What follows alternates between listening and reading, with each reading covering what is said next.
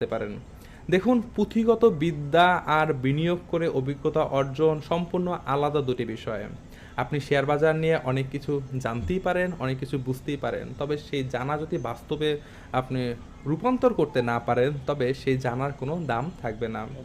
সর্বোপরি শেয়ার বাজার নিয়ে আপনি যতটা জেনে এবং বুঝে আগাতে পারবেন, আপনার রিস্ক ততটাই কম থাকবে। আর রিস্ক কম থাকবে, তবে শুধুমাত্র যে রিস্ক রয়েছে এটা ভেবে কেউ যদি শেয়ার বাজারে না আসে, তবে আমি তাকে বলতে চাই যে রিস্ক ছাড়া আমাদের জীবন চলতে পারে না। আজকে আমি এখন ভিডিও করছি, আগামী 5 মিনিট, 10 মিনিট বা 2 মিনিটের মধ্যে আমার সাথে কি ঘটতে পারে আমি আসলে এটা জানি না।